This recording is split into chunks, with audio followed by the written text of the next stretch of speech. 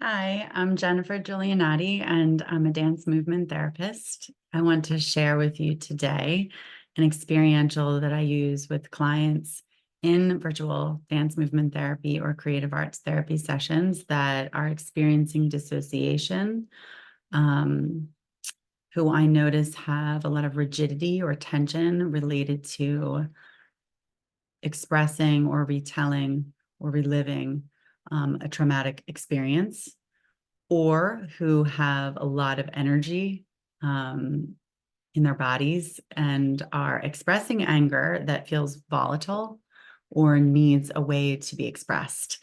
So we can kind of think of this as a dynamic of a client who's you're seeing has a lot of anger, tension, is heightened, possibly even an anxiety up here in the nervous system, or is in the freeze state, or the lower down in the nervous system in dissociation. So it can really work with either of those at your discretion. So without further ado, we will do this together. And I invite you to move with me, stand up with me, and if possible, even bring an opening into your own experience of a moment or an experience in your life that's bringing you some frustration and anger, and really embody it.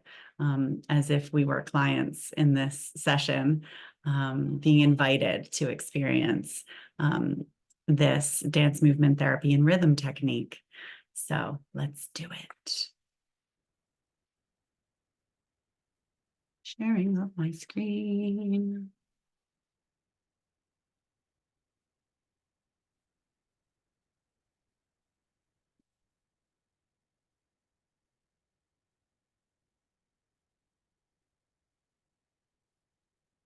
So I'll invite you to stand up, feet on the ground, and we'll start slow, embodying the rhythm of the song. Allow yourself to close your eyes and just listen and really make contact with the ground. Allow parts of your body to feel the rhythm, feel the directness, the sharpness, as though we could stomp right into the earth.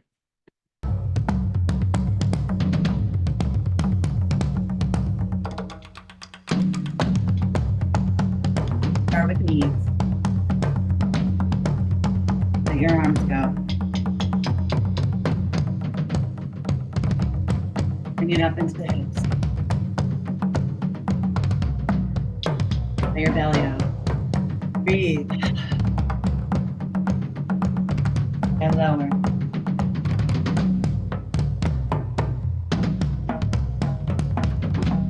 Take up more space.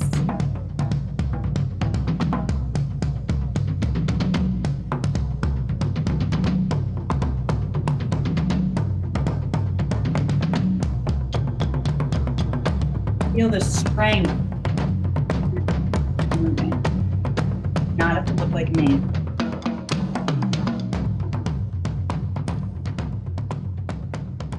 Increase your speed. Find yourself in the rhythm.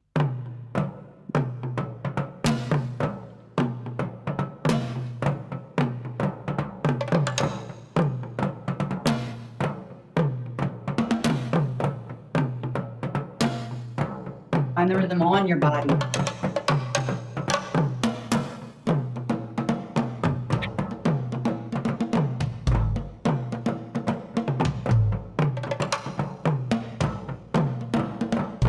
Find the rhythm outside the body. Direct and sharp.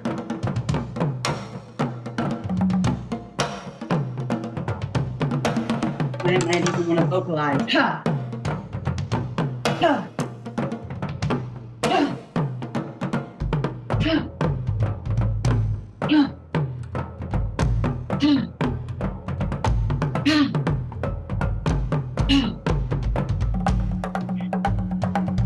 Let yourself really feel physical strength, anger.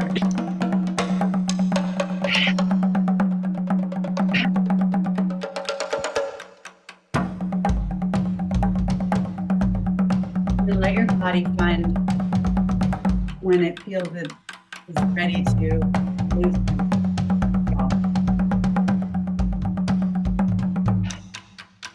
see.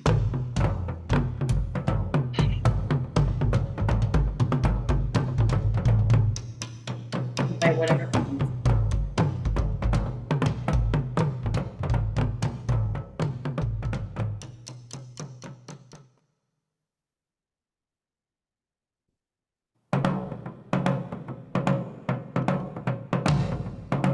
You can come back together and sit.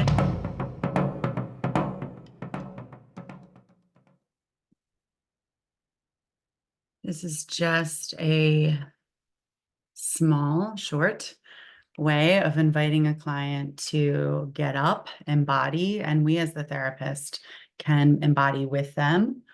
Often I do not. I'm just witnessing the client in this experience, usually eyes closed, and verbally inviting them to continue or get bigger or allow the movements to be released, to vocalize.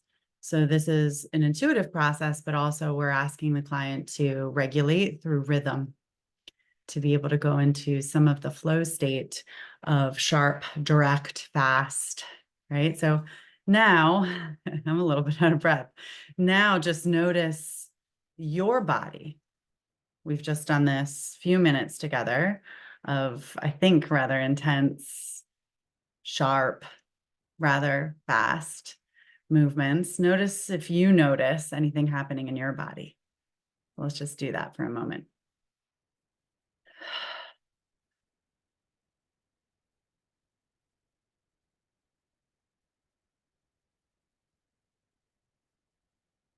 At this time, we would ask the client to share what they notice.